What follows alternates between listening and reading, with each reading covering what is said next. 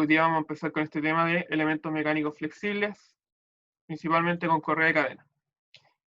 Aquí un poquito de mostrar lo que ya hemos hecho y lo que nos falta por ver, que sería este punto, que esta materia del punto 5 la vamos a ver un poquito más rápido, por tema del semestre, pero igual la vamos a ver. ¿Ya? Vamos a alcanzar a ver toda la materia del curso, quizá algunas cosas no con tanta profundidad como era querido, pero lo más importante sí lo estamos viendo, y lo más importante a fin de cuentas es saber diseñar. ¿Ya? Y eso un poquito es la mayor lección, porque todo lo demás, la fórmula, los elementos están en los libros, están en los catálogos, y ustedes esa información siempre no la pueden encontrar. Pero abordar el problema de diseño es lo que más cuesta. Entonces, lo que vamos a ver hoy día son elementos mecánicos flexibles. Hoy día la clase va a ser más introductoria, y la próxima semana ya vamos a empezar a trabajar ya más en lo que tiene que ver con diseño y cálculo.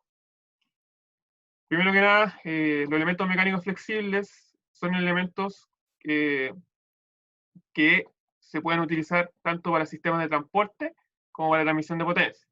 Y generalmente son bandas, correas, cadenas y cables. Y la gracia de que sean elementos mecánicos flexibles es que permiten mayores deflexiones, ¿ya?, entre sus elementos sin que entren en un estado de falla. Y aquí hay dos ejemplos para sistemas de transporte, como las bandas industriales que permiten transportar material desde un lugar hacia el otro, donde se utilizan bandas, y también pueden ser utilizados como sistemas de transmisión de potencia. Aquí también hay una banda de transmisión de transporte, donde se transporta material de un lugar a otro, y esto es típico en los procesos industriales, las cadenas de producción que se utilizan estos elementos. Otro tipo de elementos son las correas, elementos mecánicos flexibles, que esto también lo pueden encontrar en muchas máquinas, como en los vehículos. Por ejemplo, aquí pueden ver los sistemas de correas en un motor de combustión, los autos los tienen. Y en este caso, el objetivo es transmitir potencia. Y al igual que el tema de los engranes, genera una relación de reducción que permite aumentar o disminuir el torque según cómo yo diseño los elementos, geométricamente. Y la gracia de esto es que puedo yo, como son flexibles, primero puedo tener distancias entre ejes bastante más grandes que en el caso de engranes. O sea, con engranes yo podría tener esta misma distancia, pero el costo sería mucho mayor, porque yo necesitaría construir engranes con este valor de distancia entre centros, y esos engranes o van a tener que ser muchos engranes, o van a tener que ser engranes muy grandes. En un sistema de poleas yo puedo tener una alta distancia entre centros con una cantidad de elementos menor, por lo tanto puedo optimizar mejor el peso. Y otra gracia que sea flexible es que yo puedo distribuir o pasar, por ejemplo, la correa o la banda en distintas geometrías para optimizar y hacerla más compacta. Por ejemplo, en este caso del motor, que ustedes pueden observar aquí, puedo tener varios outputs con una pura correa. En el caso de las cadenas es un elemento mecánico que ustedes pueden ver en la bicicleta, por lo tanto es un elemento bastante común, y que también tiene esta ventaja que tiene flexibilidad. Yo puedo hacerla pasar por distintos lugares. Por ejemplo, aquí podemos ver como la cadena de una bicicleta. En este caso, la gracia de la cadena es que está hecha con materiales rígidos, o sea, es de acero.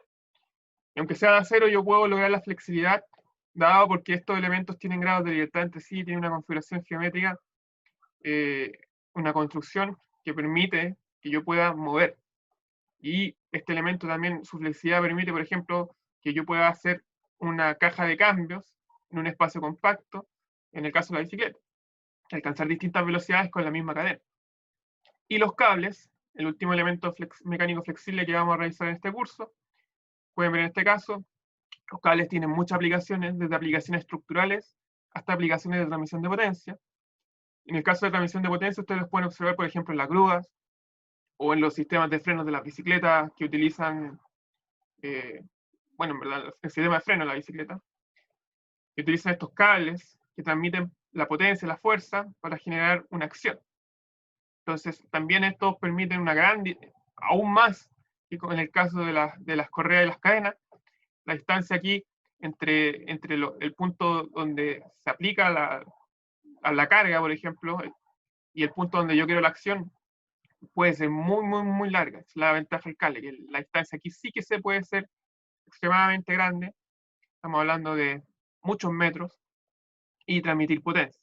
Sistemas de poleas con cable, paisaje, por ejemplo, en los winches, o en aplicaciones como sistemas de freno. Los autos antiguos utilizaban frenos con cable metálico. Estos son los principales elementos que vamos a ver y que los vamos a ver más en su aplicación de transmitir de potencia, más que en su aplicación de transporte, porque eso es la principal aplicación en máquinas. Pero de todas formas, los principios para transporte son similares, simplemente las ecuaciones son un poquito distintas. O sea, similares, pero tienen algunos detalles distintos porque la carga que se aplica, no, en el caso del transporte, por ejemplo, la carga está aplicada sobre la banda como un elemento que aplica su carga y que se va trasladando. En el caso de la correa, estamos hablando de torque y que todo se transmite mediante un torque operacional. La distancia entre ejes puede ser muy separado, esa es su mayor ventaja, de ahí viene la flexibilidad, y la distancia también es ajustable. Esa es otra ventaja que tienen estos elementos, porque al no ser rígidos, la distancia que yo pueda tener entre este eje y este eje es ajustable. Por ejemplo, con un sistema que yo puedo mover, y esa ajustabilidad me permite a mí, por ejemplo, lograr distintas velocidades de cambio que puedo hacer en un puro sistema.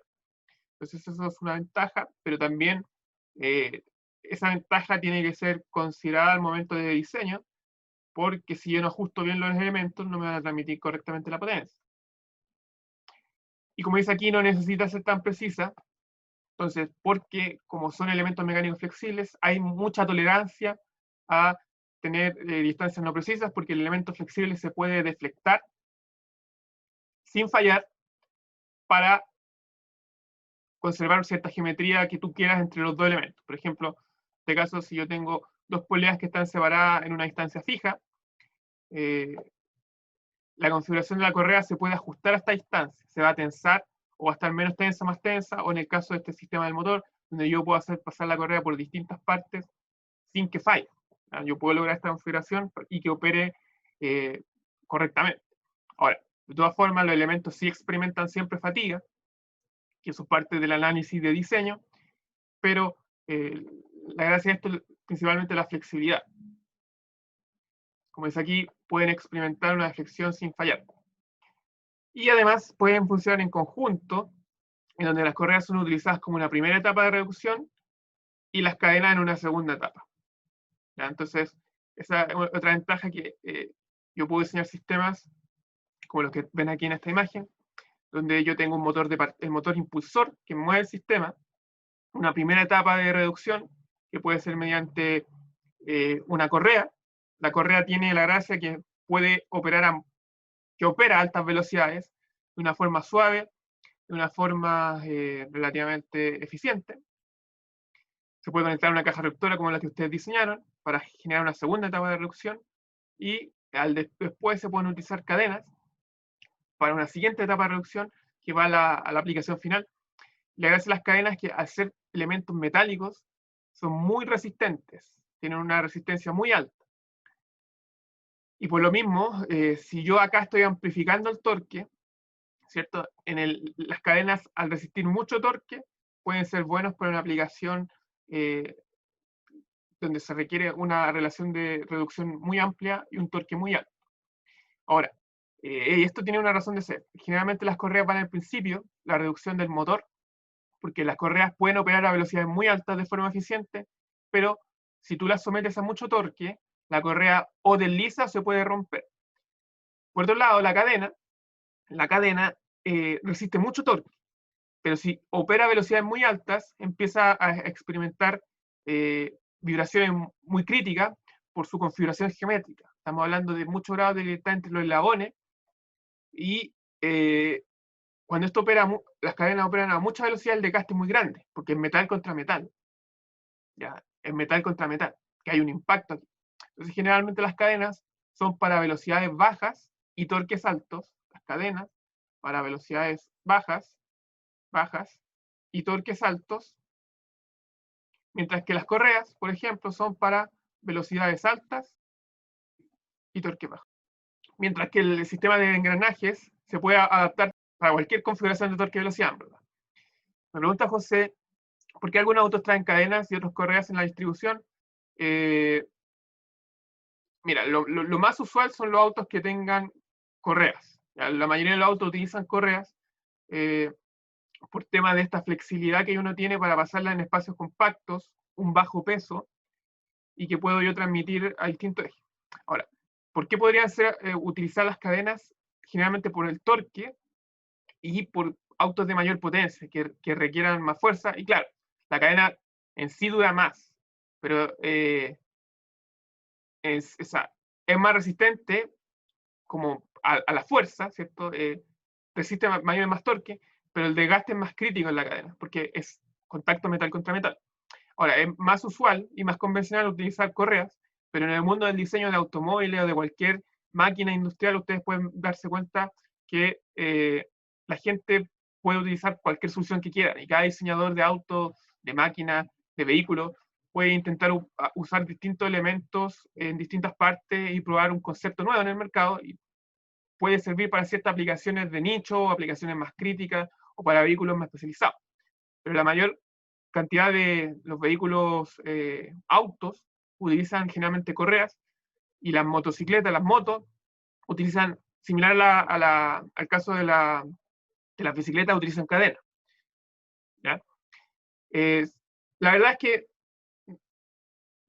no necesariamente, porque la cadena también requiere cierta mantención, ¿ya? Porque la cadena se oxida, la cadena requiere, al igual que ustedes la cadena de su bicicleta, o sea, los elementos mecánicos siempre tienen que estar manteniéndose si es que operan a alta velocidad, en altos ciclos y en máquinas como los vehículos. O sea, eventualmente yo voy a tener que mantenerla, y al final es una decisión de diseño. ¿Ya? Que yo puedo diseñar una correa, una cadena, yo puedo decir como diseñador los periodos de mantención de estos elementos según cómo yo los diseño. Entonces, al final, ahí como que no hay una respuesta clara, no hay una respuesta trivial, sino que depende de la decisión de diseño que haya tenido la persona que fabrica. Por ejemplo, puede que para la misma correa, una correa grande sea equivalente a una cadena pequeña, y ahí puede hacer que sea más óptimo usar la cadena. Entonces, es una decisión de diseño que ustedes se pueden dar cuenta. Hay infinitas soluciones, y llegar a la solución más óptima no siempre es trivial. Y muchas veces no hay solo una solución óptima, pueden haber varias soluciones subóptimas, siendo que la solución óptima puede ser una solución teóricamente imposible. Entonces, hay varias soluciones subóptimas, y no es una respuesta trivial sobre por qué algunos vehículos utilizan cadenas y otros correas. Ahora, sí, lo que te puedo yo decir es que convencionalmente los vehículos, por temas de mercado, por temas de competitividad, las correas resultan ser una mejor solución, porque el motor opera a alta velocidad, por lo menos para la primera etapa. ¿Ya? Por lo menos para la primera etapa. En el caso de las motos ahí es más distinto, porque tú puedes encontrar motos con los dos sistemas, y generalmente las motos, aunque se pueden encontrar con los dos sistemas, generalmente se utilizan más cadenas que correas, porque como la cadena puede estar expuesta muchas veces, es mejor tener expuesto, al igual que las bicicletas, un elemento mecánico que sea menos, o sea, que sea más resistente a los choques, que sea a las cortes, por ejemplo, porque las cosas que están expuestas son más susceptibles a enfrentar daños eh, eh, que son dados por la operación, pero que no tienen que ver con la operación misma, sino que pueden ser como pequeños impactos, choques, cosas que puedan pasar. Por ejemplo, si a alguien se le cae la moto, y que si cae sobre la cadena no le va a pasar nada, porque la cadena es bastante resistente, frente a una correa que puede experimentar más daño porque es de un material relativamente de menos resistencia. Entonces, son todas decisiones de diseño, y muchas veces las decisiones de diseño, las respuestas no son triviales. Nunca son triviales, es el problema. Solamente algunas cosas son triviales, pero en diseño las cosas no son triviales, y por eso existen distintas cosas, distintas soluciones de mercado, distintas alternativas. Aquí hay un ejemplo de video introductorio para el sistema de correas, que yo se los voy a mostrar brevemente. Pueden encontrar el link ahí. Bueno, en el caso de las correas y bandas, las correas síncronas utilizan dientes. el tema de la involuta que veíamos para dientes de engrane, la gracia de la involuta es que permitía que el contacto fuera en un puro punto, que era el punto de paso, ¿cierto? Pero en el caso de las uniones dentadas de las correas, la gracia es que la correa quede en contacto y que no deslice. Por lo tanto, la correa ya no tiene que tener contacto en un puro punto. La idea es que la correa genere el mayor contacto posible para que no se salga. Por lo tanto, este contacto que está aquí ya no es involuto. Lo mismo con las cadenas. ¿Ya? Lo mismo con las cadenas. En el caso de las cadenas, la diferencia es que en vez de yo tener dientes como cuadraditos, yo tengo rodillos que tienen que encajar en un espacio del piñón, de la catarina. Y si bien es curva la forma, esa forma curva no es para generar una involuta, sino que es una forma curva para hacerla acoplable con el cilindro. Entonces no son involutos los dientes ni de las correas ni de las cadenas. En el sistema de correas y bandas, yo tengo los siguientes elementos. Dos poleas, que son las que permiten transmitir una polea impulsora, que es la que mueve el sistema, y una polea impulsada, que es la que recibe el movimiento y que va a transmitir la potencia del elemento siguiente. En el caso de este sistema, la polea impulsora es la que aplica el torque, o la velocidad de entrada. Por lo tanto, esta polea, tiene la fuerza del sistema. La fuerza del motor está siendo aplicada aquí, o la fuerza del eje de partida está siendo aplicada aquí. Y esto, al rotar, por ejemplo, en esta dirección, lo que va a ser lo siguiente. Va a tirar este lado, esto porque está tirando la correa hacia acá, el torque está tirando este lado, y este lado lo está empujando. ¿Ya? Y cuando esta polea tira, genera aquí también que esto se tire y esta empieza a rotar en esta dirección. Sin embargo, porque como yo tengo un lado que se tensa y otro se comprime, uno se está tensando y el otro se está comprimiendo, hay una definición de las correas de lado tenso y lado flojo. El lado tenso es el que está, como dice aquí, tenso, valga la redundancia, porque es el que está siendo tirado. Y el lado flojo está siendo comprimido.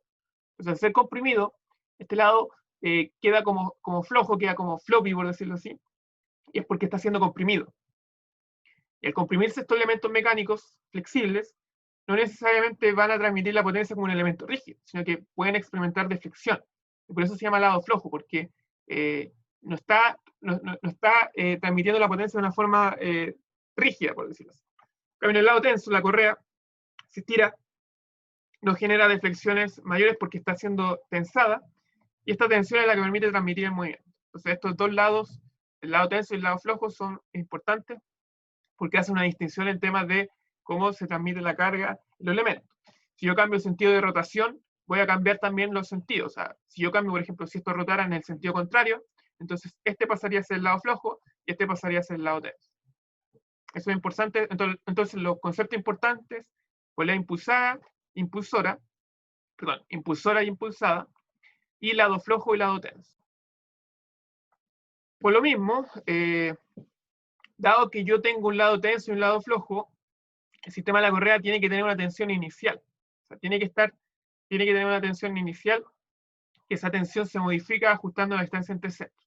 ¿Qué significa eso? Que si las poleas yo las junto, si yo junto las poleas, la correa, como tiene una distancia fija, va a tender a soltarse. En cambio, si yo tenso las correas, o sea, si las separo las correas, la correa va a tender a estirarse, y al estirarse se va a tensar. Entonces, como dice aquí, la correa requiere una tensión inicial que se modifica ajustando la distancia entre los ejes. Entonces, si yo corro los ejes, una correa que, para una distancia fija de correa, por una correa con un largo fijo, puedo yo tensar. Entonces, esto se puede tensar ya sea desplazando la polea, o como en el caso del motor del vehículo, que ustedes podían ver en este ejemplo del principio, puedo utilizar elementos auxiliares que me permiten a mí tensar la correa generando una geometría en especial. Entonces, el tema de la tensión inicial es relevante en el problema de las correas. Dice aquí, la fricción produce adherencia entre la correa y la polea, y aumenta la tensión en uno de esos lados, ¿ya? Porque estos elementos, cuando yo genero un acople de una polea a una correa, la forma que están unidas es mediante fricción. Por eso el material es generalmente un material de alta fricción, como goma, como caucho. Esos materiales tienen una alta fricción, cosa que al acoplar la polea no deslice, sino que se muevan como un elemento justo. Ahora, como es un acople por fricción, si es que yo tengo un torque muy alto, se va a superar la fricción estática y el sistema va a empezar a deslizar. ¿Ya? Por eso estos sistemas son dependientes de la fricción y no son buenos para aplicaciones de torque alto porque se puede superar el coeficiente de roce estático, y si yo supero el coeficiente de roce estático en la unión, ¿ya? Se genera un deslizamiento entre la correa y la polea. La idea es que estos giren en conjunto. Es decir, si un punto está girando aquí, que tanto la correa y la polea se vayan desplazando angularmente juntas, que no deslicen entre ellos porque el deslizamiento es una pérdida de eficiencia. Y por lo mismo aquí, como es un elemento un poquito lineal, que yo tengo un punto que se va desplazando, hay una fuerza lineal de tracción que está relacionada justamente con el torque de tracción. Está relacionada con el torque. Y bueno, dado que son elementos flexibles, la verdad es que las configuraciones que pueden tener son muy amplias. Por ejemplo, yo puedo tener el típico caso que ya les mostré, una banda abierta no inversora, ¿ya? Que significa que ambas poleas giran en la misma dirección, ¿ya? Porque si esto está siendo traccionado así, significa que este está moviéndose de esta forma, por lo tanto, ambas poleas giran en la misma dirección, ¿ya? Giran en la misma dirección. Entonces, esta es una banda abierta, no inversora. Pero como son elementos mecánicos flexibles, yo perfectamente puedo modificar cómo pasa la correa y generar una banda cruzada, por ejemplo. Una banda cruzada inversora, donde el torque cambia, o el sentido de giro cambia, porque ahora yo voy a estar desplazando así y desplazando así, tal que esta va a estar rotando en esta dirección y esta va a estar rotando en la dirección contraria, Y esto es una ventaja de los elementos flexibles. Y ustedes podían ver un ejemplo como esta de bandas cruzadas. Cuando veíamos el capítulo de engranes, la definición de la involuta, ustedes podían ver que hay un video que justamente hacía este sistema de poleas cruzadas, donde yo tenía un puntito que iba viajando, y ese puntito que iba viajando generaba la involuta. No sé si se acuerdan de ese video. Pero ese video justamente utilizaba unas poleas cruzadas para mostrar ese concepto. Y justamente, al igual que en engranes, como yo tengo aquí este cruce, cambia la dirección del sentido de giro. También puedo tener bandas inversoras de transmisión abierta, donde yo aquí tengo los elementos tensores que permiten a mí generar distintas geometrías. Y en este caso es inversora, tal que yo con estos elementos tensores o elementos auxiliares puedo modificar la geometría de la correa para que me cambie a mí el sentido de giro. Además, la flexibilidad también puede ser llevada al extremo y puede hacer que los ejes sean perpendiculares, como en el caso de esta configuración de correa, donde un eje está en un sentido y el otro está perpendicular, en otra dirección. Y yo simplemente hago que la correa tenga esta forma extraña y que sí se puede hacer con el tema de las correas. Ahora, esta configuración es buena, por ejemplo, para aplicaciones de robótica o aplicaciones de baja potencia, pero para aplicaciones de alta potencia no es recomendable por los esfuerzos adicionales que se generan en la correa, dada esta torsión de la correa misma para generar el cambio de eje, ¿ya? En ejes no paralelos. Si se fijan aquí, la correa misma está siendo sometida a una mayor carga porque está torsionada la correa, porque se torsiona para lograr que los ejes no sean paralelos. Entonces, esta aplicación que ustedes ven aquí, recomendable para aplicaciones de baja potencia. Otro tipo de configuración que se pueden usar con las correas son correas con relación de velocidad variable. Por ejemplo, similar a los cambios de una bicicleta, pero con correas. Hay dos, o los que ustedes pueden ver en las máquinas como en los taladros de banco, en los tornos, en todo ese tipo de cosas que permiten una relación de velocidad variable. Si ustedes le abren, por ejemplo, el compartimiento donde están las poleas, se pueden encontrar con estos sistemas y que ustedes para maquinar distintos materiales finalmente tienen que cambiar la polea de lugar. Tienen que cambiar la correa hacia una relación mayor o una relación menor, como ustedes lo deseen.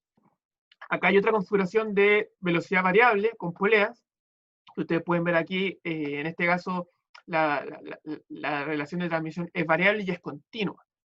Se están utilizando unas poleas cónicas que, de forma con una horquilla, yo puedo ir desplazando esta horquilla, similar al caso de la cadena en bicicleta, pero de forma continua. O sea, no hay saltos, sino que yo continuamente puedo ir desplazando la correa y generando una relación de transmisión variable y continua.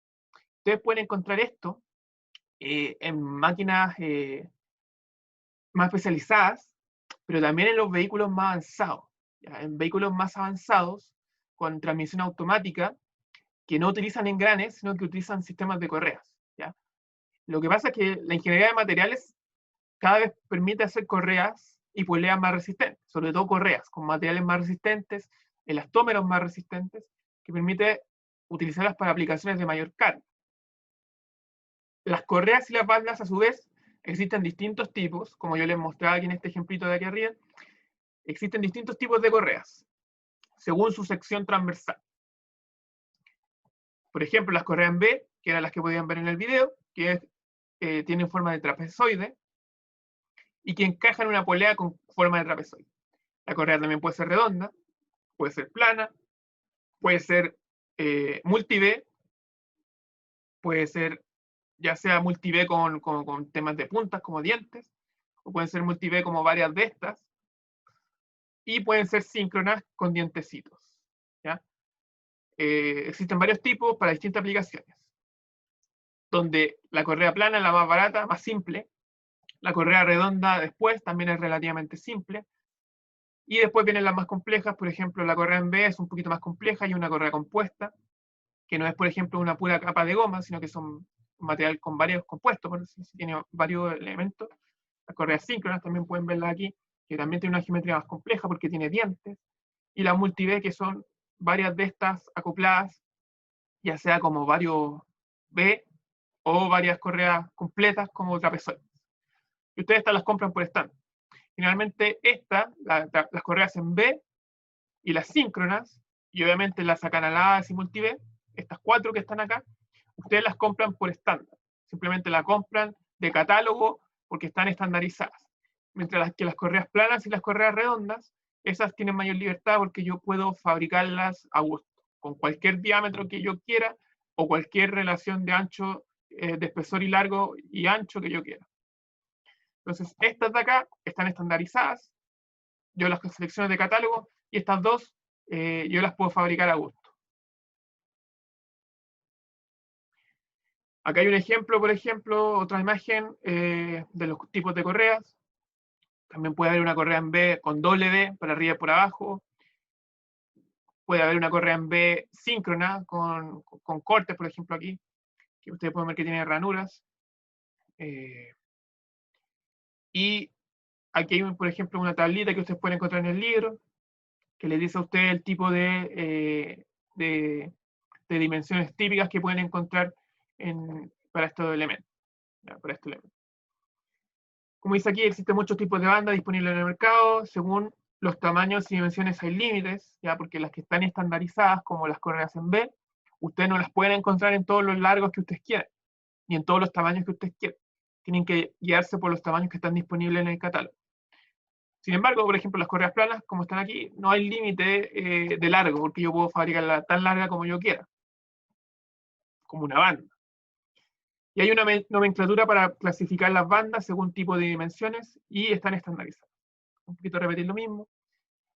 Un detalle a cada tipo de elemento. Acá está un ejemplo de la banda plana.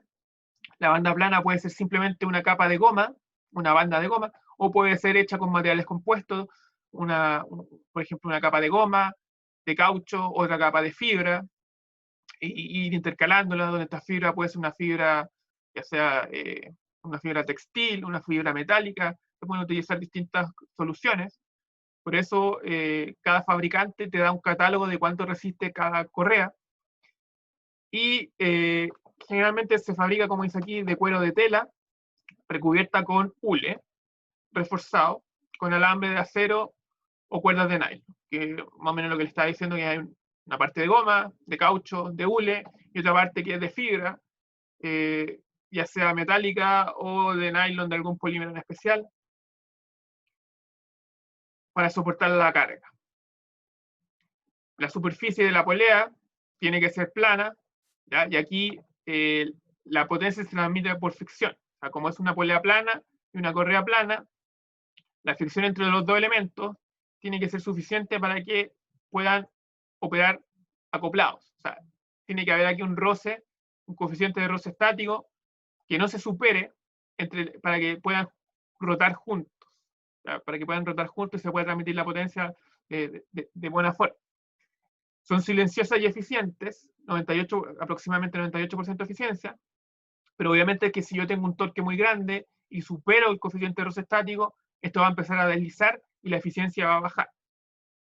La flexibilidad que tiene es que yo puedo comprarlas en cualquier dimensión y las puedo cortar y las puedo unir.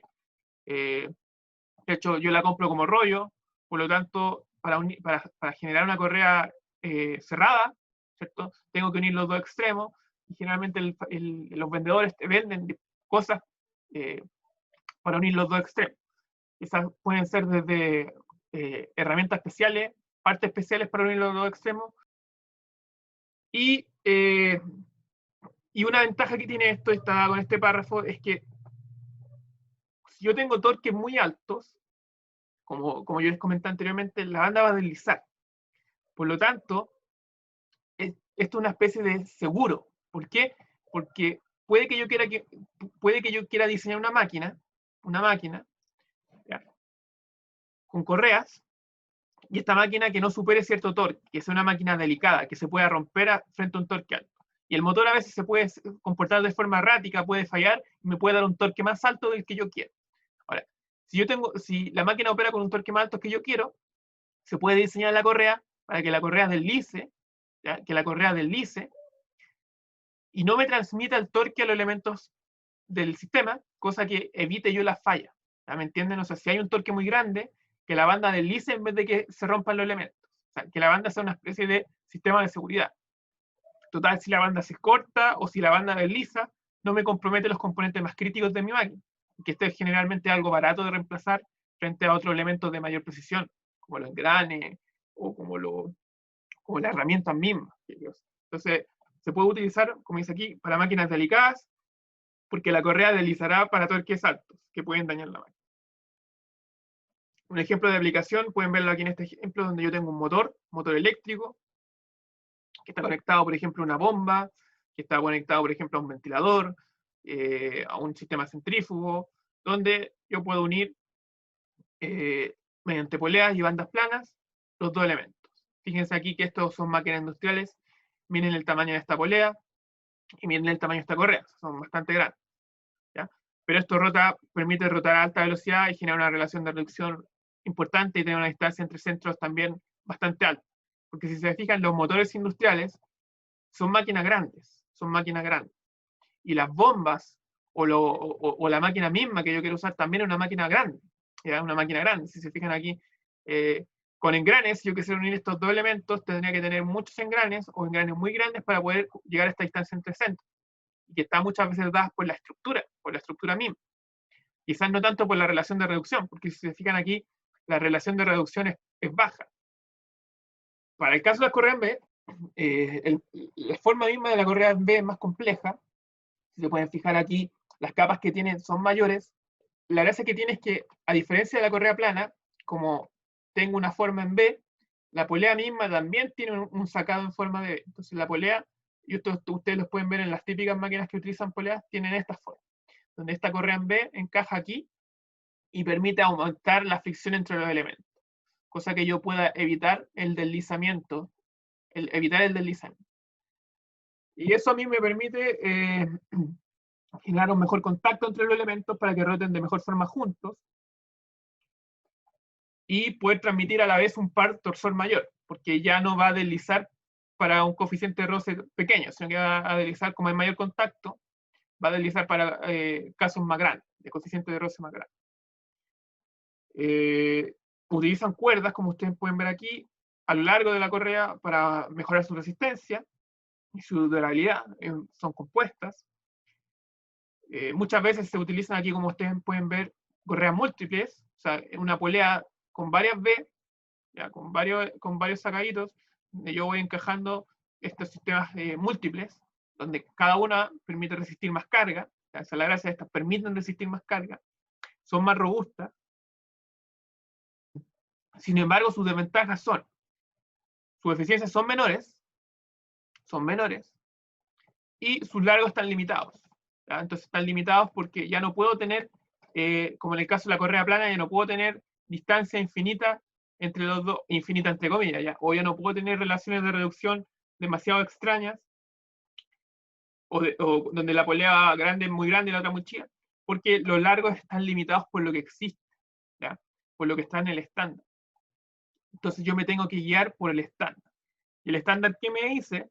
El estándar me estandariza primero el perfil, que son las dimensiones del trapezoide, y también me limitan los largos. Entonces yo no puedo comprar poleas en B, porque, como por ejemplo en rollo, sino que yo compro la polea en B ya listo como una banda cerrada.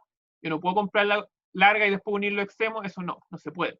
No se pueden unir los extremos en una correa en B. No se puede. En una correa plana sí se puede, pero en la correa en B no. La correa en B yo la compro como lista para instalar. Y siguen los estándares. Y los estándares están dados por letras, como pueden ver aquí, letras A, B, C, en la unión, en el estándar imperial, y su estándar métrico equivalente, 13C, 17C, 22C. Entonces yo las compro con estos estándares que están con letritas, ya sea el americano o el métrico, y tienen un equivalente, supuesto, tienen un equivalente. 3B, 5B, 8B, con su equivalente métrico, 25N, 15N, 9N.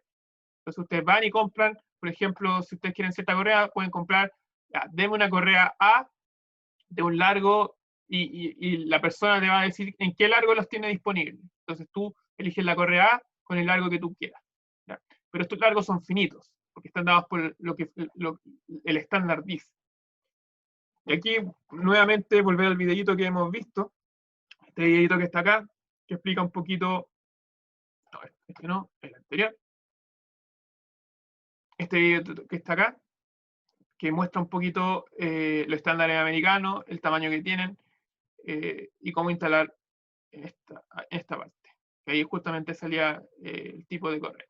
Si se fijan, ahí está instalando la correa, y si se fijan, estas correas vienen cerradas, o sea, se compran así y se van instalando. Aquí pueden ver un caso de una polea con varias B, donde la polea tiene varias ranuras, y yo puedo utilizar correas individuales. Pero también podría yo, de quererlo, podría comprar una correa que está unida. ¿Ya? Puedo comprar, o sea, es flexible, yo puedo hacer varias configuraciones distintas. ¿Ya? Puedo hacer varias configuraciones distintas. Profesor, Te escucho. llevas así el largo no te sirve y no está dentro de los catálogos. Entonces ahí tienes que saltar a la siguiente estándar. ¿Ya? Por ejemplo, si no existe el largo que tú quieres, ya, existen varias soluciones. Primero, si por ejemplo tú estás usando una correa NA con cierto estándar y no está el largo que tú quieres, vas a tener que pasarte a la siguiente, al B, por ejemplo, o al 3L, 4L. Ahí tú tienes que, esa es una opción, saltarse. Otra opción es,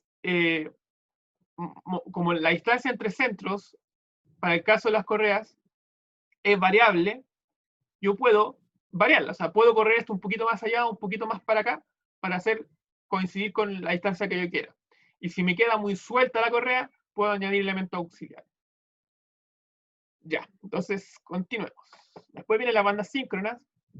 Las bandas síncronas, ustedes las pueden ver generalmente en las impresoras, en la robótica, porque son muy utilizadas en esas aplicaciones.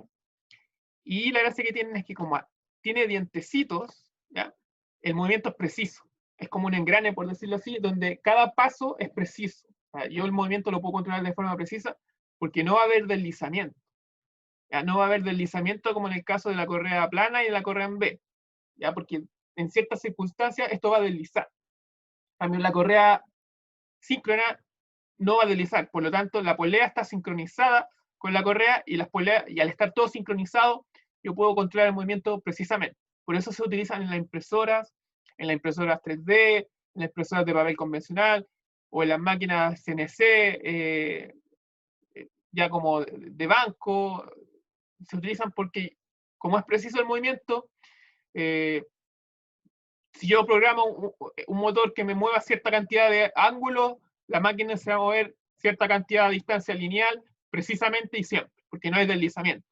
Y esa es su principal ventaja de estas correas en B, o sea, correas dentadas.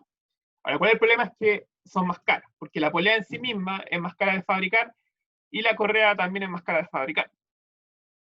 Por lo tanto, el sistema tiene un costo mayor, pero su ventaja es que sirven para aplicaciones de precisión, aplicaciones de robótica, de impresora, y esa es su mayor aplicación y su mayor ventaja.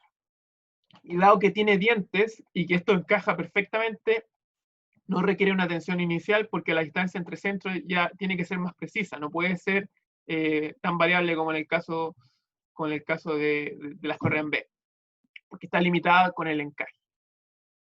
Como esto está dentado, también están estandarizadas, ustedes también las compran por estándar, ya sea un estándar de pasos, ¿cierto? De distintos tamaños, de los dientecitos, y nuevamente tienen que comprarlo por estándar según el paso. El paso significa cuál es la distancia entre estos dos puntos, ¿cierto? Entre un dientecito y un, igual, parecido al paso de los engranes, pero en el caso de correas. Entonces ustedes las pueden comprar según paso. 5 milímetros significa que los dientes de la correa dentada están espaciados en 5 milímetros. 8 milímetros, 8 milímetros, 20 milímetros, 20 milímetros. Y según lo estándar se puede medir entre los valles o las crestas, ¿ya? Los valles o las crestas. Ahí depende de cómo sea el estándar.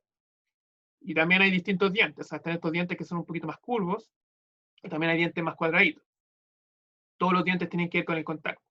Y como existen distintos dientes, también muchas veces las poleas también se venden estandarizadas. Entonces, uno puede fabricar la polea si quiere, pero como el contacto está estandarizado, muchas veces también conviene comprar la polea estandarizada. Porque si tú compras la polea estandarizada, te vas a asegurar que el contacto sea lo más eficiente posible, porque no vas a tener que darte la lata de fabricarla tú y replicar todas las dimensiones. Ahora, de todas formas, se pueden fabricar las poleas si es que ustedes así lo requieren. Y al igual que las correas en B, yo puedo generar más, o sea, puedo utilizar más poleas para ir variando o sea, sigue siendo un elemento mecánico flexible. El ser un elemento mecánico flexible significa que yo puedo también generar configuraciones con que la correa pase por distintas partes, ¿ya? Como pueden ver aquí. Ya sea con una polea interna que se acople o una polea externa que sea lisa, que vaya por el lado liso y que me permita modificar la configuración. Existen muchas configuraciones para poleas síncronas, de hecho aquí pueden ver un cosa. La verdad es que ustedes tienen que hacerse responsables de diseñar y no generar muchas cargas adicionales, porque como estas correas síncronas no requieren tensión inicial, ¿ya?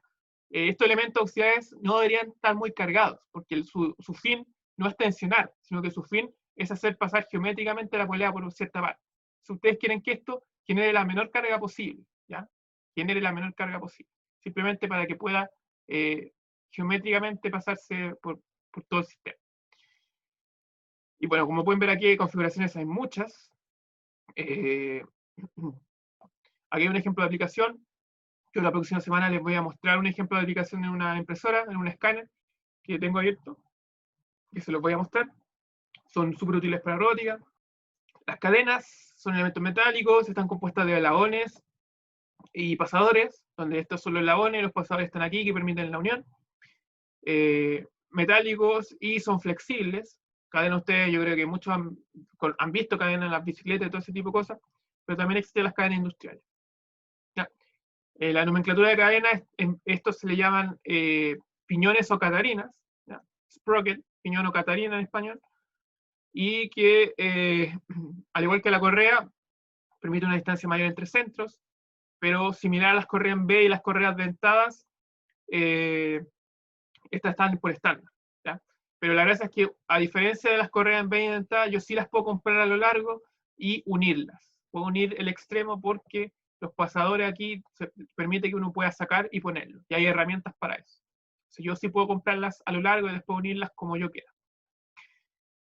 Las cadenas no hay deslizamiento ni arrastre, tal que también conservan una relación constante, como en el caso de las correas síncronas, y estos dientes, como les mencionaba, no son involutos porque tienen que tener un acople, aunque el problema de la cadena es justamente el problema de desgaste, porque aquí este rodillo metálico choca contra el piñón y transmite el movimiento. Entonces este choque de metal contra metal va generando desgaste con el tiempo, y este contacto que hay aquí va generando desgaste con el tiempo.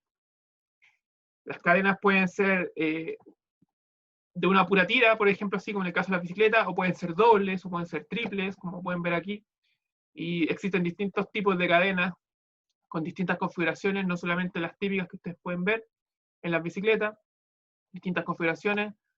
Al igual que las correas, se compran por estándar. Las más típicas son estas que están, las estándar, pero existen distintas para aplicaciones más extrañas. También pueden encontrar cadenas más extrañas.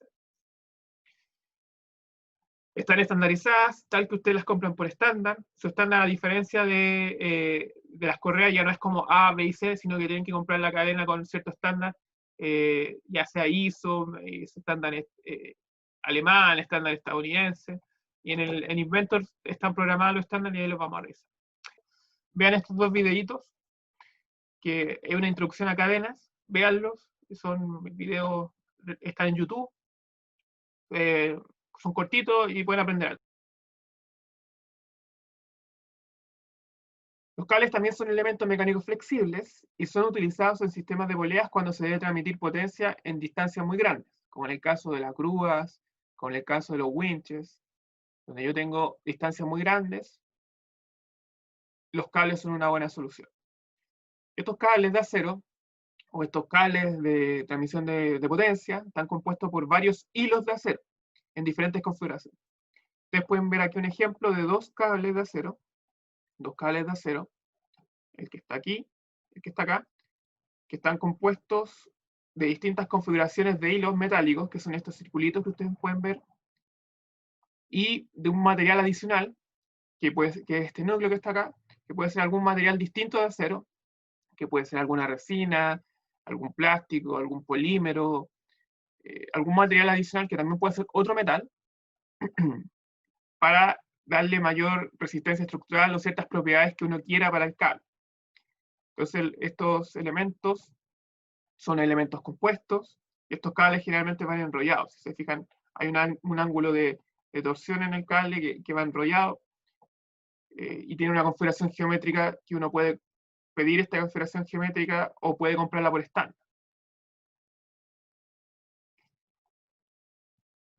Estos cables, como yo les mencioné, están estandarizados, dada esta configuración, entonces uno puede comprarlas según la configuración que quiera.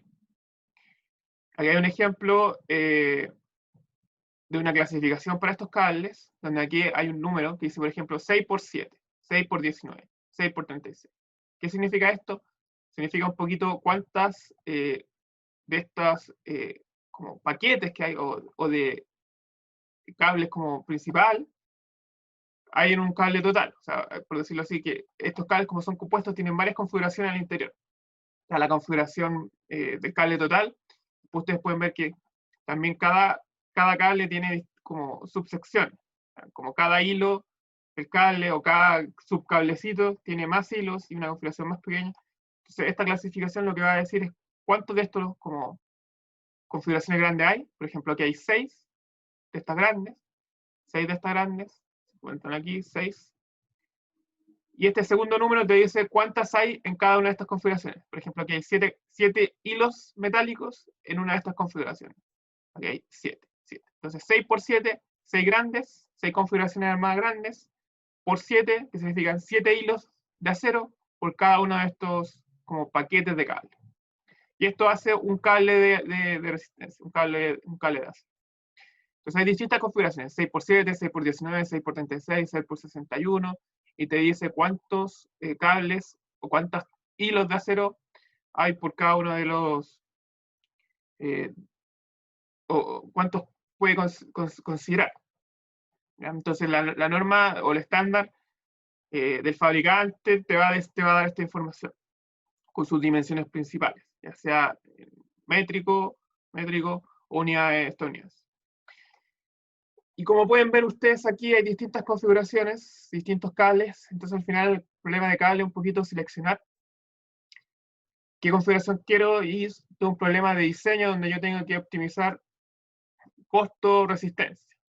Costo-resistencia, por ejemplo, resistencia, la carga que resiste, y puede ser el peso, ¿cierto? Porque a veces yo quiero que para transmitir potencia voy a querer menos peso. Entonces uno tiene que elegir cuál es la configuración que más quiere, que más prefiere, ¿ya? Por ejemplo, aquí podemos ver una tabla de cables para dos configuraciones que están aquí.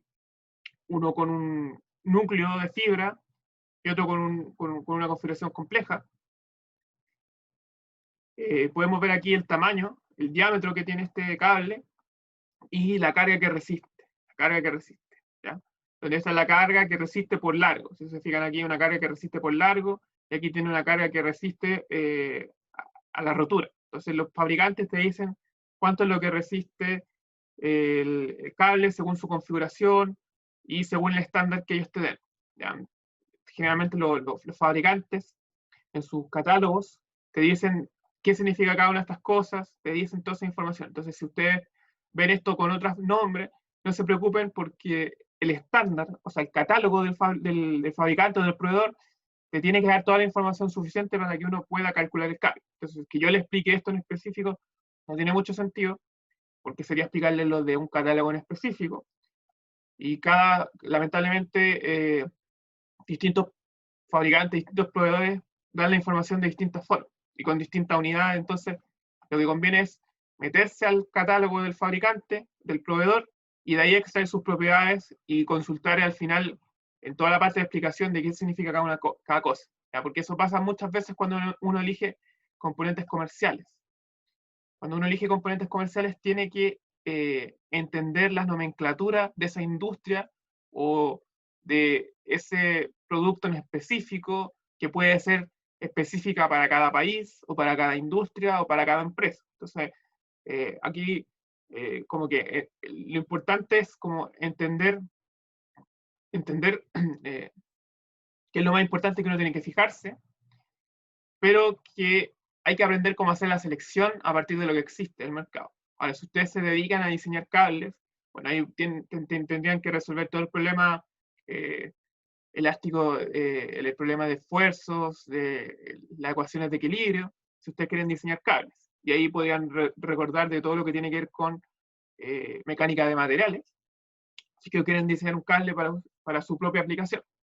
También, si ustedes quieren usar cables comerciales para diseño, pueden basarse en la información que les da los proveedores, ¿ya? Sobre los cables, lo importante también son las uniones en los extremos del cable, y para eso hay distintas soluciones de uniones para finalizar el cable y unirlo al siguiente elemento. Pueden ver aquí distintas opciones, distintos nudos también, ¿ya? Los cables metálicos se pueden anudar. Entonces existen distintas formas de unir, y todas estas también están estudiadas y están estandarizadas. O sea, si se fijan, aquí la forma de hacer nudos es algo muy antiguo, que también aplica a cables y a cuerdas, y también este tipo de uniones no solamente a cables metálicos, sino que a cables de fibra o cuerdas, en verdad. Pueden encontrar tablas, por ejemplo, en los handbooks, que resumen esta información para que ustedes puedan ver en qué conviene cada una de estas soluciones. Después le vamos a echar una revisada. Bueno, además de la banda, las correas, las cadenas y los cables, estos sistemas de transmisión de potencia flexibles requieren elementos adicionales, ¿ya? Para poder transmitir la potencia, porque estos elementos por sí solos no hacen nada, sino que requieren elementos adicionales. Por ejemplo, las poleas, ¿ya? Entonces, un sistema de correas requiere poleas para transmitir la potencia. Y estas poleas, bueno, pueden ser de distintas formas, tienen que ser compatibles con la correa, con el cable, por ejemplo, con la correa. Y si se fijan aquí, la polea tiene como distintas partes, siendo que es una pura pieza sólida, que tienen distintos nombres. La llanta, el chavetero, el agujero, el disco. Ahora, existen distintas soluciones. Si se fijan aquí, pueden ver poleas con distintas formas de disco, con distinto número de canales, poleas con distintas formas de uniones, por ejemplo, algunas pueden ir, generalmente van todas con chavetero, pero pueden haber otro tipo de soluciones más complejas. Poleas que tienen uniones dentadas para correas dentadas, y al final el diseño de polea es un mundo también aparte. ¿Ya? Todo lo que tiene que ver con el disco mismo, pueden usar las técnicas de optimización de material que vimos en el taller del día viernes. Todo lo que tiene que ver con la unión al eje también pueden usar todo lo que saben ustedes de uniones acopladas. Y bueno, la polea la pueden fabricar ustedes o también las pueden comprar de catálogo. Si se fijan aquí, si yo voy a la página de SKF, puedo ver que en el estándar de SKF ellos venden tanto correas como poleas. Entonces pueden comprar las poleas también comerciales o las pueden fabricar ustedes. Tienen que ver qué les conviene más. Qué les conviene más. Yo recomiendo que para el caso de poleas dentadas, las compren, ¿ya? Porque fabricar con la precisión de una correa a veces cuesta, es complicado, porque estas tienen ciertas tolerancias para hacer bien el encaje en el sistema de correas. Entonces el fabricante se asegura que todo sea compatible y que las tolerancias estén adecuadas. Entonces, si ustedes quieren fabricarla de cero, tienen que hacer un poquito de ingeniería inversa a la correa que seleccionaron, porque la correa que seleccionaron tiene sus propias dimensiones estandarizadas, por supuesto, pero con las tolerancias también que hay que saber trabajar. Entonces, yo les recomiendo que si van a diseñar poleas, por ejemplo, planas, para correas planas, esas las fabriquen ustedes mismos, las diseñen ustedes mismos.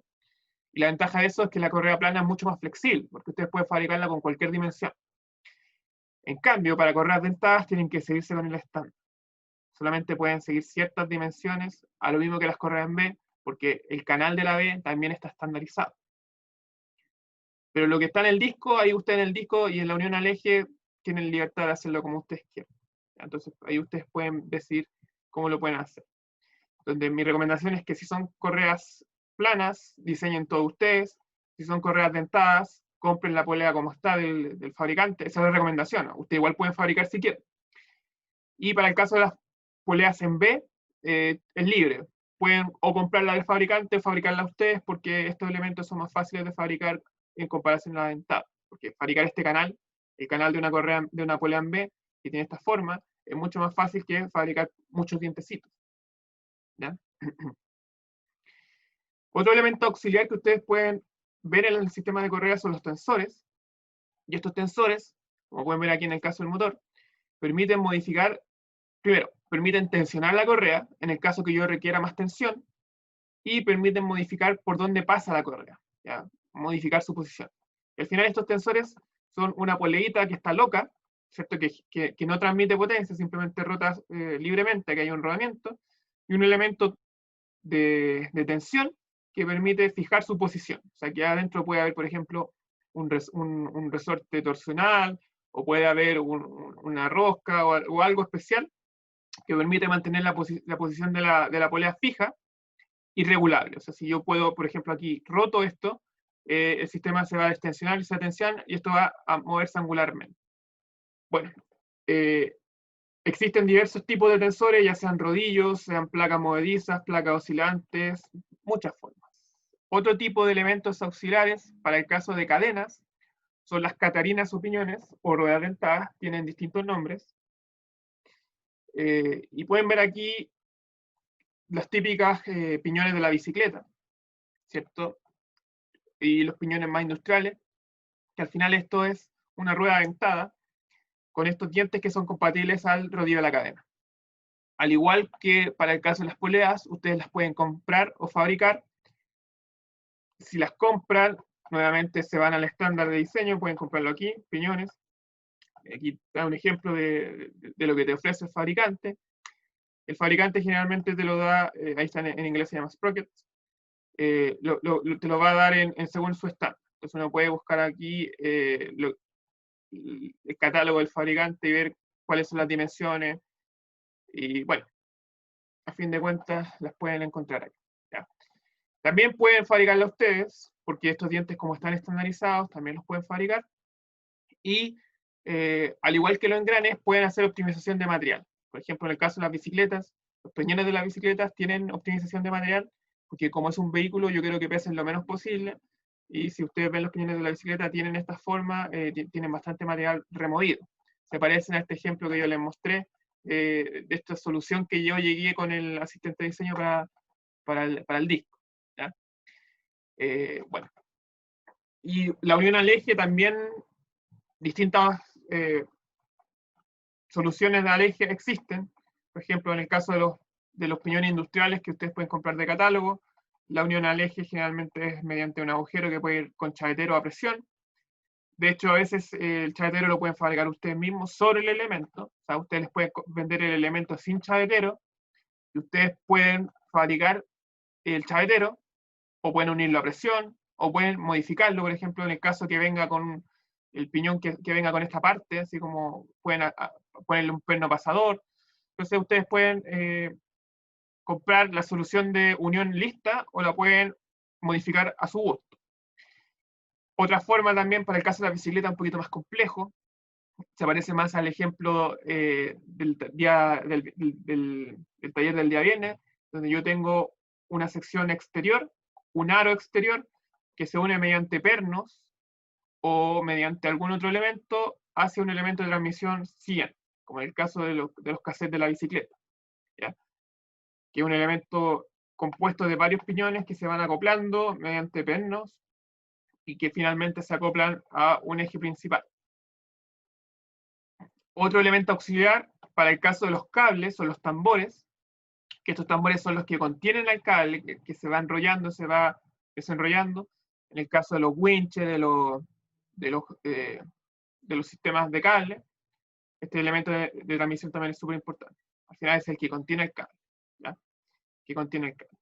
Y de la misma forma se pueden comprar estandarizados o se pueden fabricar.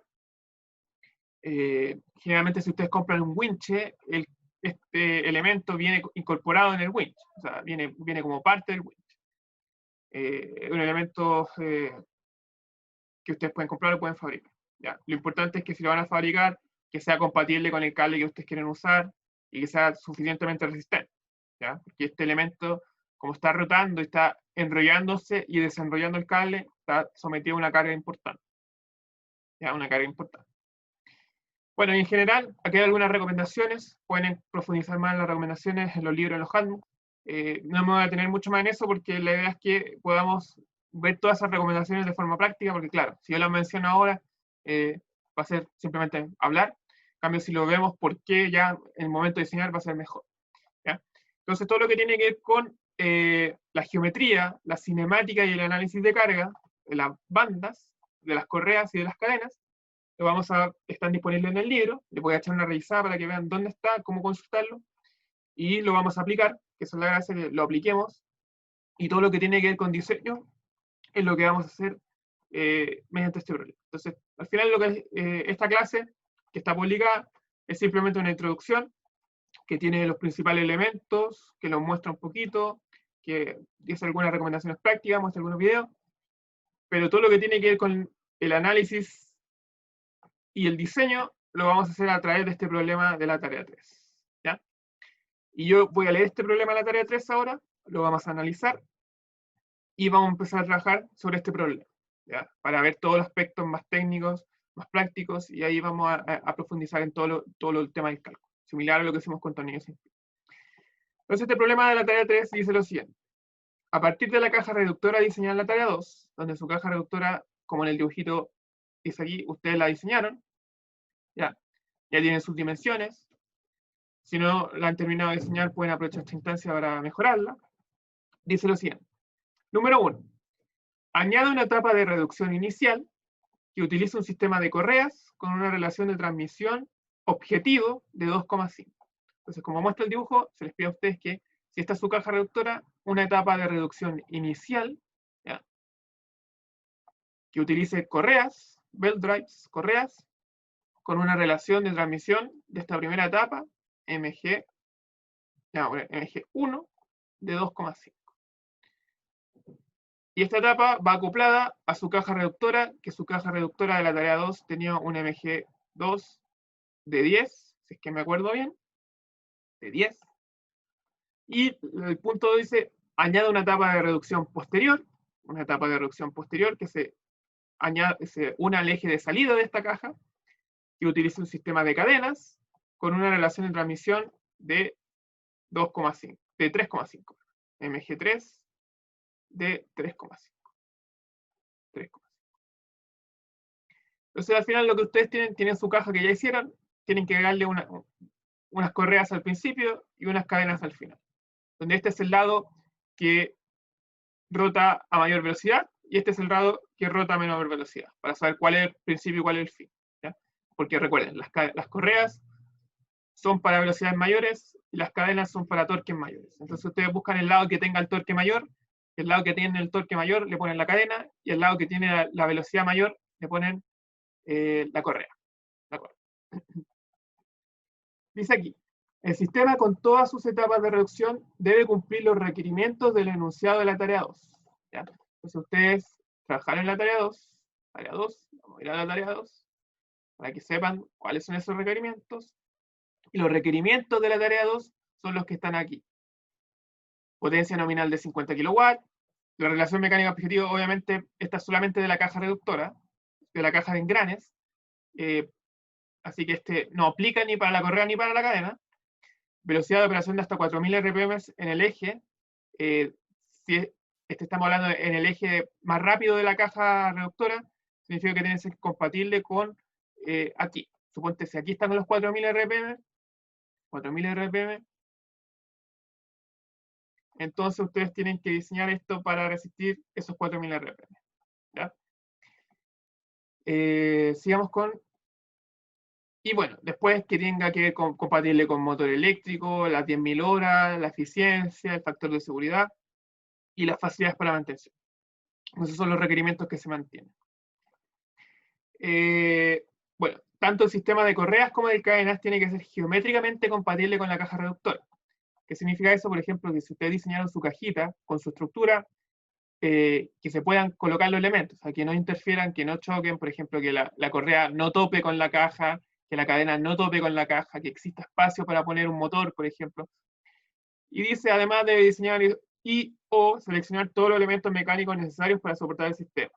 Ejes, acoples, uniones y apoyo, por ejemplo, las poleas, cómo van a unir la polea a su caja, o al eje de la caja, si esta polea requiere algún elemento adicional, lo mismo con el caso de las cadenas. Entonces, todos los elementos adicionales que ustedes quieran, que necesiten para el sistema de transmisión, tienen que diseñar. ¿Ya?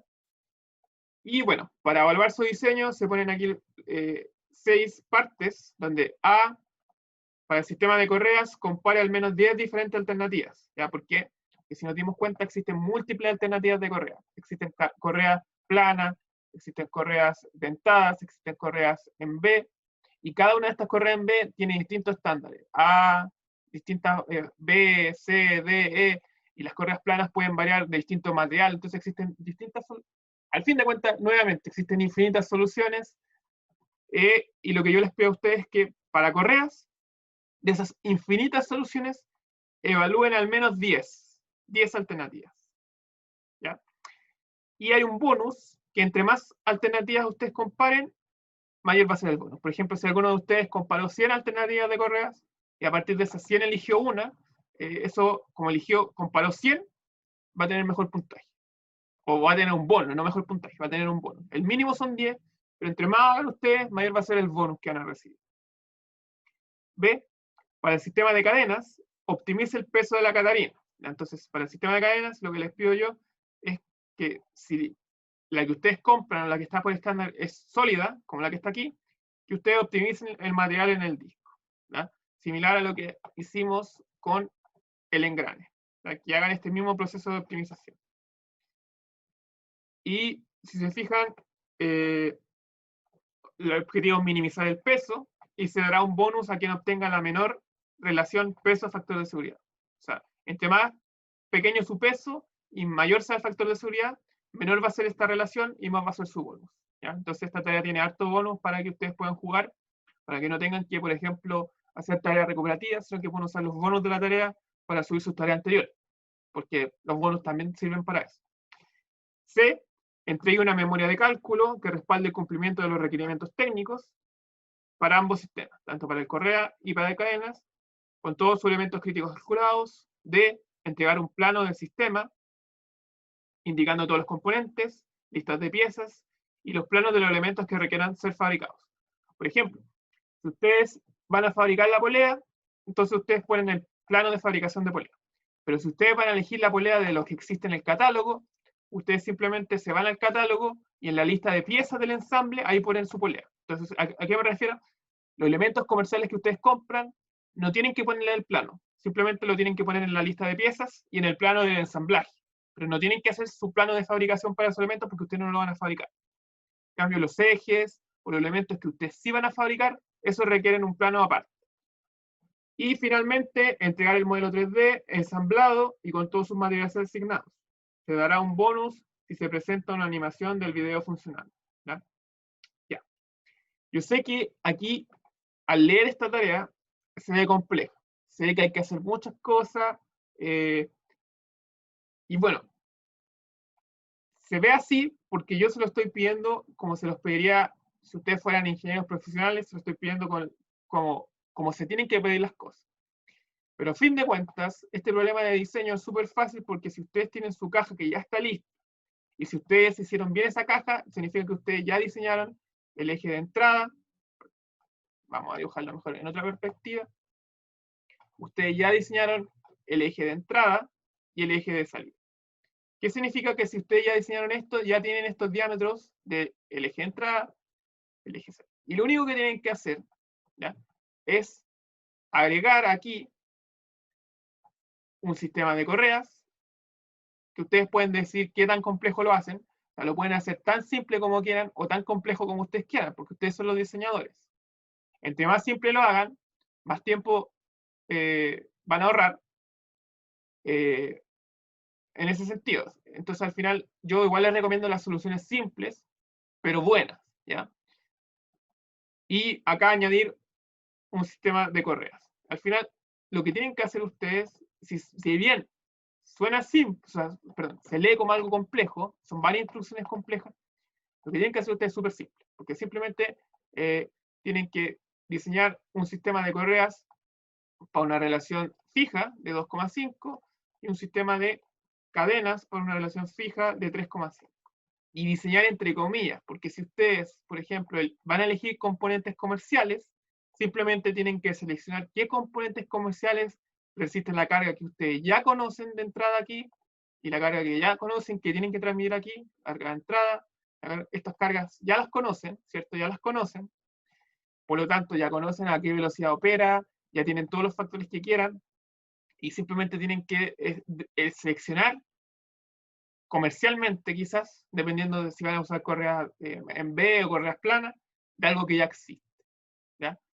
Y obviamente calcular que resista las condiciones de operación o seleccionar para que resista las condiciones de operación. Entonces, si bien se lee como algo complejo, se ve como algo complejo, el problema de diseño en verdad es súper simple.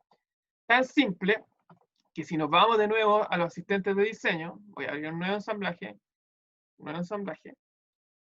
pueden encontrar que aquí en la pestaña de diseño, nuevamente, si yo voy aquí, hay una pestaña de cálculo para elementos mecánicos flexibles, de correas en B, correas síncronas y cadenas.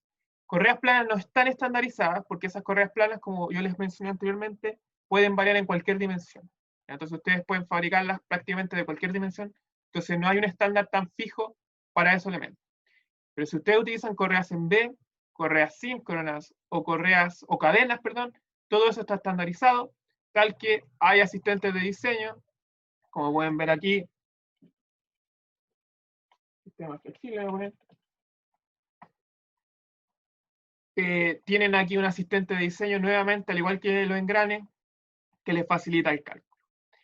¿Qué significa eso? Que si ustedes definen los parámetros de entrada que requieren, que en este caso son, por ejemplo, la distancia entre centros que requieran, o las potencias, las torques, pueden utilizar el asistente de diseño para que les calcule, les ayude a calcular las cosas, ¿ya? Pero obviamente, la información de entrada a este asistente de diseño tiene que ser información diseñada, o sea, ustedes tienen que diseñar esto geométricamente, tienen que hacer un proceso de diseño para llegar a las dimensiones que van a usar, ¿cierto? Para ver qué norma van a usar, todo ese tipo de cosas, mediante un proceso de diseño. Luego de ese proceso de diseño, ustedes pueden introducir la información en el software para que el software les haga el diseño 3D, les genere los componentes, y una vez que están generados los componentes en el computador, hacer los planos es simplemente arrastrar las componentes y poner las cosas. O sea, a fin de cuentas, todo lo que tiene que ver con la parte ya de diseño de detalles, la ventaja es que el asistente de cálculo lo hace. ¿Ya? Ustedes tienen que preocuparse principalmente de hacer un buen proceso de diseño, porque el cálculo, la geometría y los planos es muy fácil si que utilizan las herramientas computacionales. ¿Ya? De hecho, hay el mismo SKF, ¿ya? Como tiene herramientas computacionales, que ustedes pueden ver aquí, que hemos para cálculo de cadena, ¿ya? Algunas están protegidas, otras no. Protegidas simplemente con un logueo, que uno simplemente puede hacer un login, ¿ya? Para acceder a las herramientas las herramientas técnicas que ellos tienen. Entonces, si se fijan aquí, tienen aquí una herramienta que justamente yo no estoy logueado, así que no puedo acceder, pero para cálculo de cadenas.